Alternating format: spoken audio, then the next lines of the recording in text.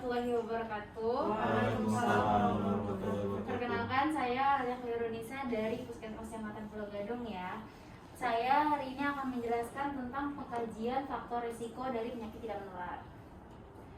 Nah, tujuan pembelajarannya itu supaya setelah mengikuti materi ini ibu-ibu dan bapak kader bisa melakukan pengkajian faktor risiko penyakit tidak menular.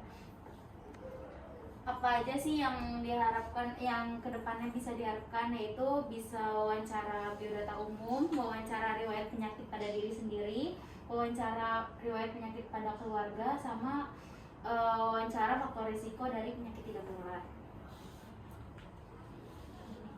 Nah, yang akan kita bahas pada hari ini adalah wawancara biodata umum. Wawancara biodata umum itu, nah yang pertama itu yang harus dilakukan, tanyakan dulu pada peserta posbindunya. Nanti kan dia datang nih, terus nanti ditanyain udah pernah datang ke posbindu atau belum. Kalau misalkan dia baru pertama kali, itu diisi buku register. Nah nanti pas udah dicatat ke buku register, itu apa aja sih yang dicatat? Pertama yang dicatat itu kalau kunjungan pertama itu data biodatanya ya.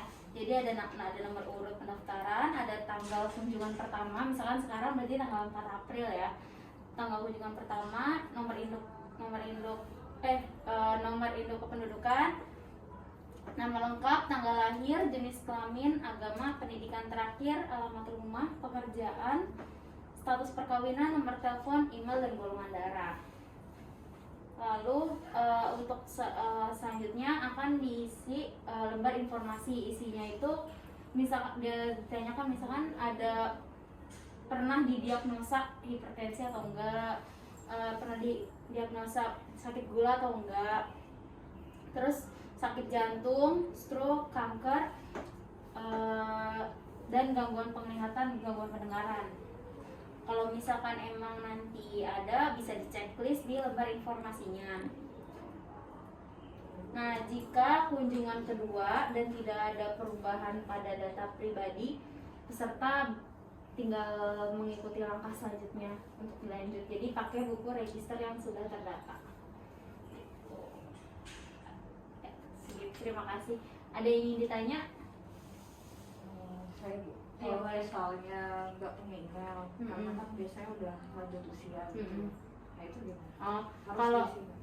Kalau misalkan untuk di data pribadi, email sama golongan darah kan biasanya jarang yang tahu ya, jarang yang maksudnya punya gitu loh email gitu. Kalau golongan darah jarang tahu gitu. Boleh ini nggak diisi, yang penting nomor induk, nama, tanggal lahir sih. Gitu. Ada lagi yang mau ditanya? Bu, saya mau nanya dok. Boleh. Bu, boleh lihat slide yang setelah ini nggak Bu? Oh iya. Nah kan ini kan tadi Ibu Alia bilang kan ada daftar-daftar penyakit tuh. Nah kalau saya nggak pernah tahu tuh ada penyakit-penyakit itu yang ada di diri saya. Misalnya kayak amit-amit saya kena gagal ginjal atau penyakit itu gimana Bu kalau saya nggak tahu penyakit itu? Oh, kalau misalkan emang nggak tahu, boleh nggak usah diisi. Jadi kosong aja. Nanti kan selanjutnya setelah pengkajian ini kan ada pengukuran, ada pemeriksaan kayak tensi, gula gitu-gitu. Nanti biar lebih tahu. Nanti apabila emang hasilnya juga kurang baik kan nanti akan dikonsulkan ke dokter puskesmas. Oh, oke. Gitu. Terima kasih Bu. Iya. Ada lagi yang mau ditanya? Sudah cukup? Sudah cukup. Nanti ya. Nah sekarang coba disimulasikan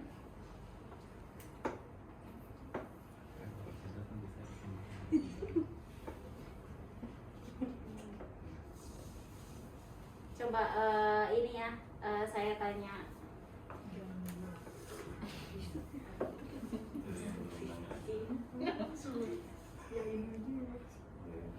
apa yang pertama ditanyakan ketika pasien baru datang ke posbindu? Oh, udah pernah datang atau belum sebelumnya? Ya, Itu yang pertama. iya benar. Selanjutnya nanya dulu.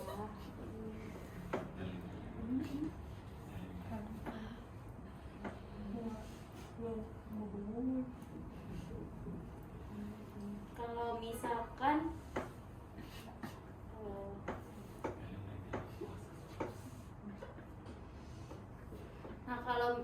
kalau kalau misalkan ada pasien dia udah pernah terus datanya berubah, kira-kira perlu diganti atau enggak? Perlu ya. Ya, ya udah ngerti ya. Udah, Bu. Terima kasih untuk waktunya. Sekian dari saya. Wassalamualaikum warahmatullahi wabarakatuh. Waalaikumsalam warahmatullahi wabarakatuh.